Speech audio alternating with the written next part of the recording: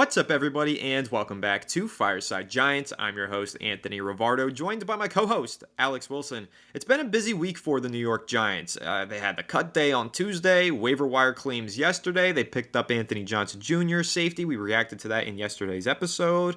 And then after the waiver wire claims, Joe Schoen and Brian Daboll had a little press conference, spoke with the media, gave some insight on their moves over the past few days and kind of their expectations for the upcoming season. And Joe Schoen got a little testy with the media. He got a little defensive. It was a little bit awkward, and he gave some answers to some questions that we found a little eyebrow-raising, a little eye-opening, just a little bit interesting. So we're going to kind of react to some of these quotes from both Daboll, from Joe Schoen. Daboll saying the Giants have enough guards, and they're good to go with Evan Neal at right tackle. Not going to train him at guard. Well, we definitely have some thoughts and opinions on that one, and we have some thoughts and opinions on Joe Schoen saying he's very good with the Giants secondary, likes what they have at CB2. We'll definitely have some conversations about those quotes and our main takeaways from that press conference in this episode. But before we dive into all that, make sure to leave a like if you enjoyed this episode, subscribe to the channel if you're new, ring the bell so you don't miss an episode, and comment your thoughts down below in the comment section. If you listen to Apple or Spotify, please make sure to leave us a 5-star review. Go and follow us on all of our social media channels at Fireside Giants. Without further ado, Alex, how are you doing today, my friend? And I'll let you pick whichever quote from Joe Schoen or Daboll you want to react to first, and just go ahead and dive into it, because again, I think there is a lot to take away from what went down at yesterday's press conference. Yeah, I mean, if you watched it, and I watched the same clip over and over and over again of Joe Schoen being asked, like, what is the importance of winning games? And, obviously, how do they feel about the roster that they've constructed and, roster cuts? And I don't really get the sense that he was exuding confidence during that press conference. In fact, it seemed to me more like panic, because he started to point in the direction of, well, John Mara is the top dog. Obviously we're here to win. We're doing all this hard work. Like, he started playing defense, and that's not really what GMs do if you're doing a good job, right? You're not playing defense, you're playing offense. You're saying, we added Brian Burns, we got Malik Neighbors, we're excited about these guys, they're going to be absolute studs for us. That's playing offense. Instead, he started defending himself and Brian Daboll. We were here all late last night doing roster cuts. We go to all the draft stuff. We go to all the Senior Bowl stuff. Yeah, like, you're doing the requirements of your job, good sir. Yeah, like, you're doing what you're supposed to be doing as a GM in the NFL. Going to these events. Staying late at night to figure out who's going to be on your roster. Yeah, everyone's doing this. You're not special for that type of stuff. And I think making it a defensive thing where he's trying to defend his actions of doing his job at a basic level, the stuff that you expect from every GM in a high position to do, making millions of dollars, I don't get the sense that exuded confidence in any way. Now, listen, I think Joe Schoen has done a lot of good things. I think that, from a salary cap perspective, he's cleaned things up there, and things look pretty good in the salary cap area. However, the drafting has been very suspect. It is just as suspect as anybody else. I mean, I think Dave Gettleman was an absolute horror show, and he walked away with a couple of good, if not great, first-round picks. But he left a mess in a lot of areas here. The Giants have gotten minimal production out of their mid-round picks over the past few seasons. We don't know what Jalen Hyatt's going to be. JMS has been not, hasn't lived up to expectations just yet, but I'm gonna give him plenty of time. I'm not gonna, write a bust label on him just yet. Evan Neal has trended in the wrong direction. I blame coaching for that. I blame the Giants for that, because they did not make a coaching change when they recognized this was not going the direction they needed it to. Dane Belton, he's about to lose that job to a starter at the rookie position. Darnay Holmes, who's been here for a while now, and he was just kind of like a plug and play, but was never really good. We don't know what Deonte Banks is. Again, the guys over the last year or two, I'm going to give a lot of those first, second round picks time to develop. I'm not going to label busts on them just yet, but Evan Neal's regression to levels unforeseen has been bewildering by most accounts. The mid-round picks have made little to no impact. The development of key position players has not been what we wanted it to be. The offensive line is one injury away from being a complete disaster again. If either Andrew Thomas or Jamie Illuminor go down, we're in deep trouble, because we do not have the depth to compensate there. I mentioned a guy like Jack Driscoll, and listen, I'm being pessimistic right now, but I just want to get across the points of why I am concerned.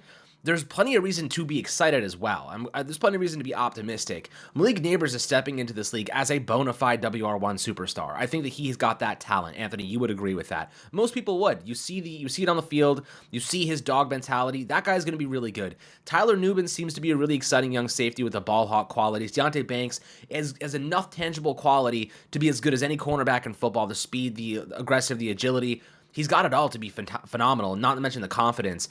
Dexter Lawrence, Kayvon Thibodeau, Brian Burns, that defensive line is top 5. There's a lot of reason to believe this team is going to be better.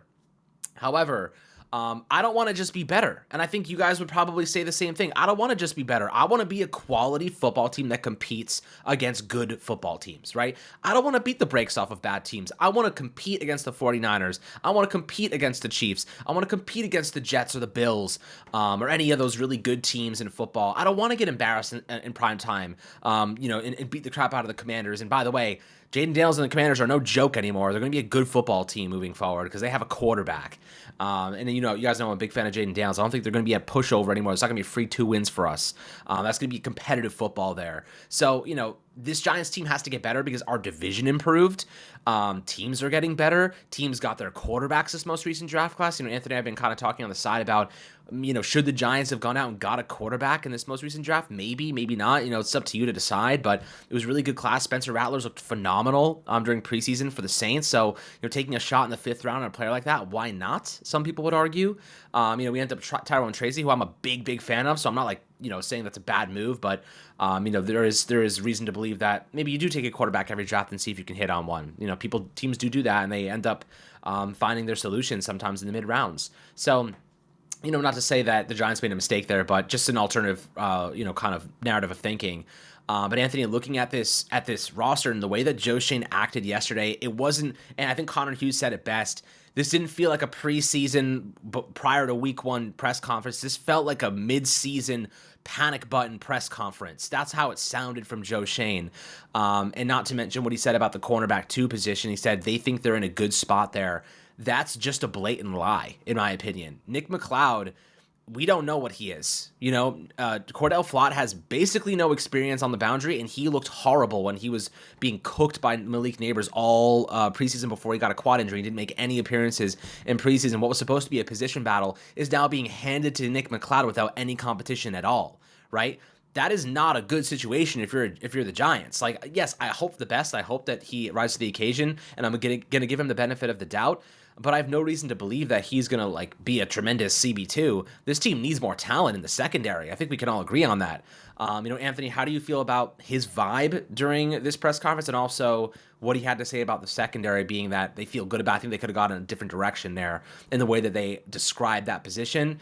Because if they do add somebody else now, and they said they feel good about their options, we just know they're relying on the players know it too. So, I kind of feel as though he could have been a little bit more standoffish, been a little bit more vague with the answer there.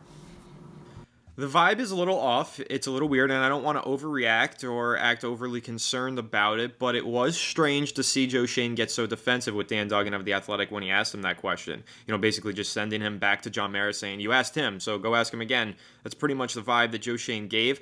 I thought it was strange, and it didn't sound like a GM who's 100% confident in his roster going into the regular season. That's just my takeaway from it. And many of you might disagree. That's fine. Don't kill me for this. I'm just saying how it felt to me. My immediate reaction to Joe Schoen's reaction was that there was a lack of confidence in his answer. That's just how I feel. And when he mentioned CB2, as you just discussed, Alex, he now puts the team in a compromising position because by saying that he feels good with what they have at CB2, there's an implication that those players are going to play well. Well, if they don't play well, then what happens? Did he just lie? Is he going to have to go out there in the free agency and sign somebody? Will that ruffle feathers with the players in the locker room after he gave a public vote of confidence? What's going to happen there? I don't know. And so I do kind of agree with you in a sense, Alex, where maybe that response could have been a little bit more vague, and maybe he could have said, well, the roster is still fluid. Like, that's probably how I would have played it. I would have been like, well, cornerback, we're still looking and finalizing our roster. The roster's never final. We're going to maintain fluidity at that position, and we like some of the guys that we have there, but nothing's going to stop us from continuing to find the best 53 men. He could have said something like that. Instead, he just gave the full vote of confidence to McLeod and Cordell Flott. And here's my thing, and this is my biggest problem that I had with the New York Giants this offseason. Alex, when they initially mentioned that Cordell Flott was going to be the projected starter at CB2, you remember my reaction. I had zero confidence in that. I have not been a big Cordell Flott guy. I've not been a huge fan of his. I mean, again, long-term viewers of the channel, Alex, if you remember when the Giants made that draft pick for Cordell Flott, I wasn't even crazy about it. I thought that he was undersized and he might have some injury problems and just wasn't necessarily the best player. So I've never been a huge Cordell Flott fan. I liked Cordell Flott out of the slot. I liked when that became a trend and a fun talking point for us Giants fans because he started to flash his potential as a nickel cornerback, and that was exciting, and I saw the potential there. But then they moved him to the outside this offseason, and it didn't make a ton of sense to me. And they didn't bring in a whole lot of competition for him. It was him versus Nick McLeod and Trey Hawkins. And at this stage, Cordell Flat, mind you, did not play in a single preseason game. He didn't even get better this summer. He barely played. So how can you feel confident going into the season with Cordell Flat as your starting outside cornerback? You can't. I can't. I have zero confidence in Cordell Fly. I think that he's been often banged up. He has zero starting experience on the outside, and he didn't even play this summer. So how can you feel good about what you have at cornerback if you're Joe Schoen? You can't. It's just a blatant lie, and I get it. That's what GMs do. They lie to the media. They have to do that. But in this case, I don't know. Maybe he could have found something else to say. And with Nick McLeod, it's easy, again, dude. It's easy. Like I said, it's easy. I just all would he have has said to do that the roster is fluid. The roster is fluid. That's all it. he has to say, it's so simple. Cookie cutter response. It's just, we're always looking to improve our roster. Every position, we're always looking to improve every position. That's all he has to say. Not say we feel good about it, because when he brings in a new free agent to compete at CB2, not only do we know he lied, but the players know he lied. What good does that do? And that's when he's going to use that cookie cutter response after he brings in the guy. He's going to be Too late. reactive rather than proactive. Yep, once he signs the guy, then he's going to say, well, we're always looking to improve the roster. So we did feel good, but now we feel better. So it's just, I don't know. I'm not crazy about it. Again, like I said, Flott being projected as the starter, Dable giving him that vote of confidence so early in the offseason, it never made sense to me. I never got behind it.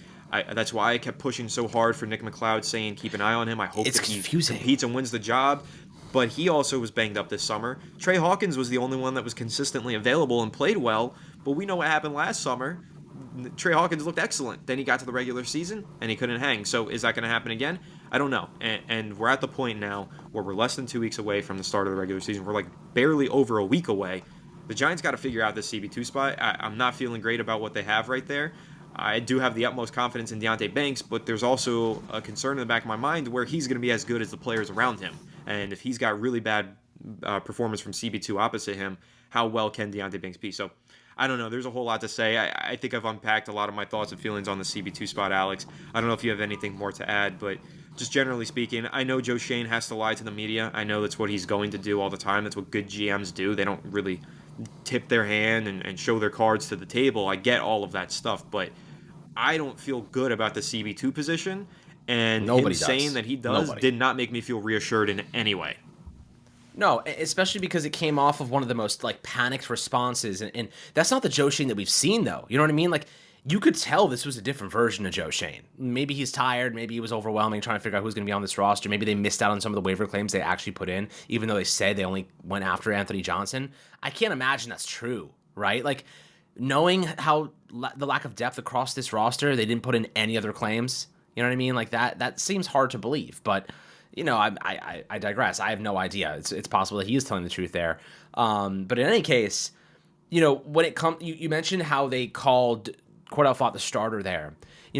A good way to kind of roundabout this is to say the fact that they said that Cordell Flott is the starter, and now Nick McLeod, without any competition, is the starter, should tell you everything you need to know about how little confidence they probably have in that unit. Because Cordell Flott was an untested, barely ever started, injury-prone at this point in his career, cornerback that they thought was CB2 over Nick McLeod. And now their de facto solution is Nick McLeod, who they thought was the CB3, the backup.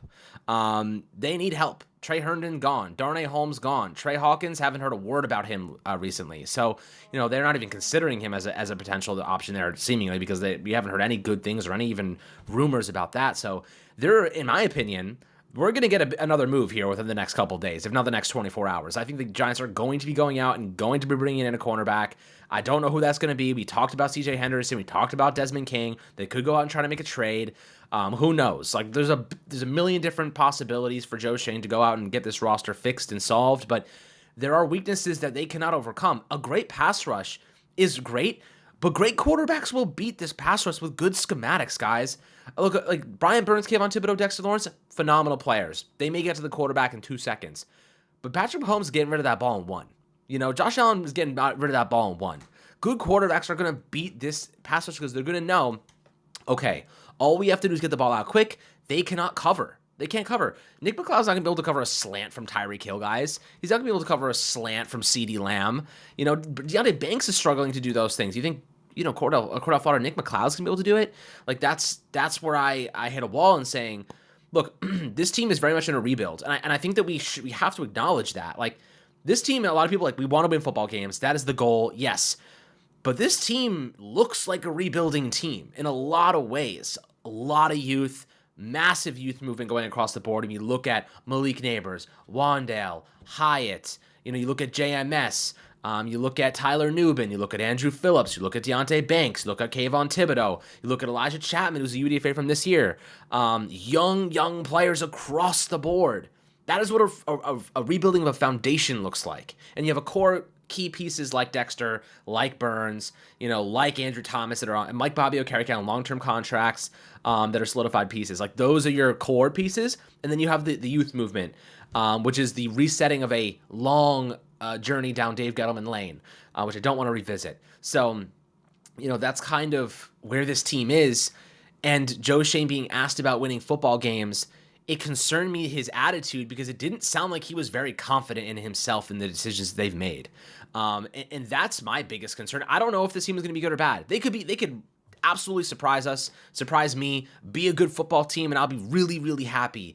But the way that Joe Schoen spoke in that press conference, yes, I don't want to blow it out of proportion, but it didn't sound like someone who was very confident about winning football games this year. And that's really the key thing, right? That's the whole reason he has that job.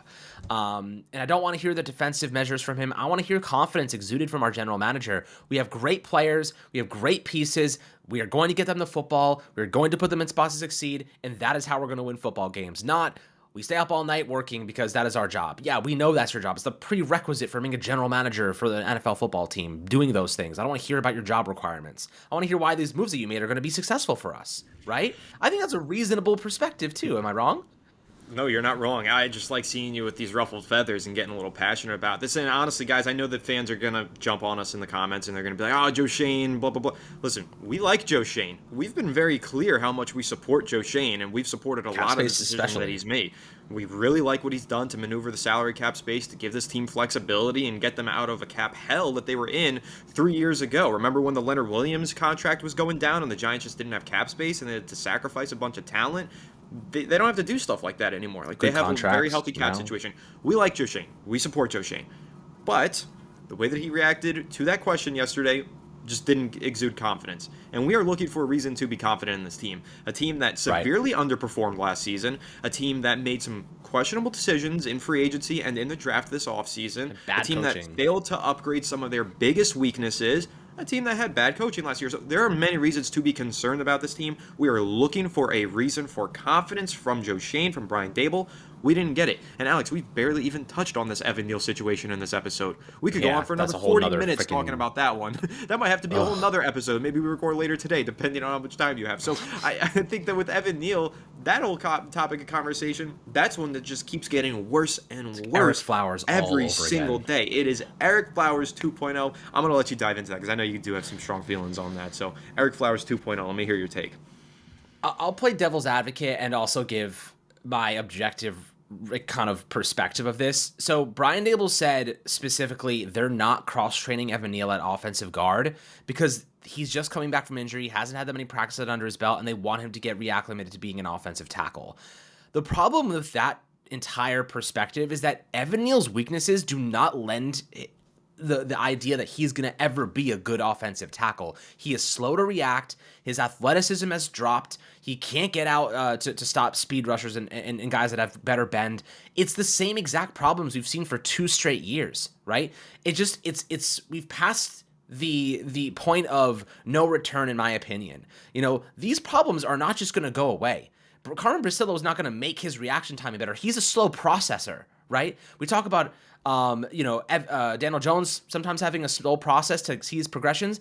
Evan Neal is slow to progress through, react. He's slow to react to moves from opposing pass rushers, right? He's extremely slow. If you watch it on tape, his hands are slow. He has no balance. But this is not the first time we've seen this, right? He showed that in the preseason. We've seen it for 2 straight years. We have a large sample size to suggest the same problems are happening over and over again. The best way to eliminate those problems is to change his position to an interior spot where he doesn't have to react to guys with speed around the edge. He just has to anchor down and use his mobility interior. I think that's his natural position long term. I think the Giants are going to be behind the ball, the 8 ball once again, and they're going to end up changing his position, and they're going to have a whole year where they look back and say, we could have been preparing him for a year to be this guy, and now we lost all that time, and now he's 1 year closer to being a free agent because the Giants aren't picking up his 5th-year option unless he takes a dramatic turnaround, which is very unlikely at this point in time. He has 2 more years to get it right, and this year he's not even starting unless someone gets hurt and he has to play. Right now, this team has very little offensive tackle depth. Evan Neal being our primary backup at right tackle is not only concerning, it's a recipe for disaster. You know what I mean? Like, we've seen what happens when he plays. He played 20 snaps against the Jets, and he gave up a sack against third stringers, right? If he plays 60 snaps against Danielle Hunter or DeMarcus Lawrence or Micah Parsons, he's given up 4 or 5 sacks, guys. This is not a player that's going to turn things around overnight. He has to get better in practice first and foremost. But I don't understand why they're moving Jermaine Illuminor all around the freaking team. They're moving John Running to both sides. They're moving Schlotterman over here. They're doing this guy there. They're moving all these guys all around. But when it comes to Evan Neal, they refuse to get a little bit more flexible with him. You know what I mean? They refuse to be a little bit more versatile in how they train Evan Neal. They have specific players that they are just so dead set on changing their role in this team at times, and it's really concerning to me how they just get locked in and they refuse to change. Like it's and look, I could be wrong 100%, and if that happens, I'll let you know that I was wrong. I have no problem saying I was wrong, but I think a lot of people at this point in time want to see anything from Evan Neal, any sort of value, and Jermaine Illuminor to me is our starting right tackle this year, and he's our starting right tackle next year. So why is Evan Neal being slotted in as this guy who needs to be a right tackle? When everything that we've seen on 2 years worth of tape suggests that he is not a good solution there. And it's even more confusing to me because it's not like this guy stepped into the NFL as a right tackle. He stepped in as a left tackle who also played left guard and right tackle in the past. So it doesn't even make sense that they're so insistent on keeping him a right tackle. It's not like he has some sort of extreme comfortability in that position. In fact, he's had a discomfort in that position for the entirety of his NFL career. He has talked about that at length, how making the adjustment to the right side was not easy for him, how he needed more than one season to get it down. Well, he's had 2 full years now, and now he's going into year 3, and he's been banged up. Maybe that has to do with the fact that he's playing on the outside at right tackle. So I don't get it. I don't get the insistence on keeping him at right tackle. He's not a career natural right tackle. That's not even what he played for the majority of his time in college. He played more time on the left side than on the right side. It's clearly where he's more comfortable. You can move him to left guard and see how that goes. You can move him inside the right guard and see how it goes. There's just no reason not to at least try to me. Like, what is the downside to training him at guard and seeing if he's better there? The worst case scenario... Slaughterman just got placed on the IL. Yeah, he got happening. Jacob Johnson up to the 53-man roster, which is good. And it just, again, it continues to highlight why not just see if Evan Neal can try guard. Like, this is the thing, Alex, and this is the point that I'm at with it. Worst case scenario, he's also bad at guard. But he's already bad at tackle. So what difference does it make? The worst case scenario is not even that bad here. Best case scenario, your former top 10 pick turns into a decent player. Boom. Like, that's mind-blowing that your former top 10 pick who's been awful can finally be a good... And you don't know. Maybe that doesn't become the reality. Maybe that's not the result. But the bad result, is not much worse than what you're getting right now. It's not. And look, at this point in time, the Giants are going to be way behind, like the 8 ball, as I said earlier, when it comes to Evan Neal. If he does not get significantly better, we're going to be sitting here wondering why we wasted a whole season of him getting acclimated to guard, because it takes months, if not a whole year, to change positions like that, right? He's going to be so far behind trying to adjust to a different position in his 4th year, right? His 4th year, where the Giants are not picking up his 5th-year option, and he's not ever going to get to the point where he could be competent. I just do not understand their strategy here. They have completely nuked the value of this player who, at one point, was one of the best offensive tackle prospects, if not offensive line prospects, coming out of the draft 2 years ago. Aside from Bobby Johnson, what he did to that poor man, Evan Neal, and his fundamentals, that entire offensive line as a unit. I mean, we're talking about coaching that malpractice couldn't even sniff. Like this, what he's done to this team, the chemistry, the synergy here, the injuries, the incompetence. Carmen Basillo's putting together a freaking puzzle that's a 1,000 pieces thick. You know what I mean? This this is not an easy fix. This is Carmen Basile working miracles to try and put together a competent unit right now. I think they're going to be better, don't get me wrong, but we don't have the depth to survive injuries to some key players here. Not many teams do, for that matter, but good teams have depth. The Eagles have enough depth. They can supplement. They can survive. But the Giants just didn't take any offensive linemen in the draft, despite the fact they just cut Marcus McCaffrey, a draft pick from 2 years ago. Josh Azudu is nowhere to be found. Schlotterman's on the IL. Evan Neal's ankle got banged up in less than a full game. He was already out with another ankle injury. If he plays, he's going to get hurt again. You know what I mean? Like, it's just, I feel like it's a ticking time bomb, and I hate to be this pessimistic. I hate to be this negative. And I know I talk to people all the time. Like, I'm just trying to be realistic, not pessimistic, but this is how I feel. You know, we've been recording about this Giants team for 5 years, almost 6 years now, and they have given us one season where we snuck into the playoffs and managed to get a win. But it was an anomaly in a much larger sample of really bad football, really bad turnover, really bad coaching, really bad general managing. And I need something to be hopeful about. I'm super excited about Malik Neighbors. Super excited about some key players. Dexter Lawrence, this defensive line, super excited. I just need to see more from other spots. You know, I need to see better strategy, better, coaching in certain areas. The whole debacle with Evan Neal is it's like a snowball. It's just getting worse and getting worse and getting worse. And it feels like there's no positive momentum here at all. They gotta turn the chapter at some point. Get him cross training in other spots. And maybe I'm wrong. I might be wrong, but at this point in time, it feels like the worst is already past. Like, why not test it out? Why not see what he can do elsewhere? But maybe they will end up doing that sooner rather than later. We'll see. But Anthony, not our most positive episode, that's for sure. But Joe Schoen kind of did that to us with what he said, his vibe. That did not give me much confidence, and what they feel about this roster. So I'm gonna hope for the best. We're Giants fans at the end of the day. All we want is to win football games. And we want our general manager to act like that too, because that really is what gives us hope and optimism. So, that's kind of where I'll leave it. Is I want Joe Schoen to be confident so that we can exude that too. We can back him up. We can support him. But the way he spoke didn't give me much reason to do that.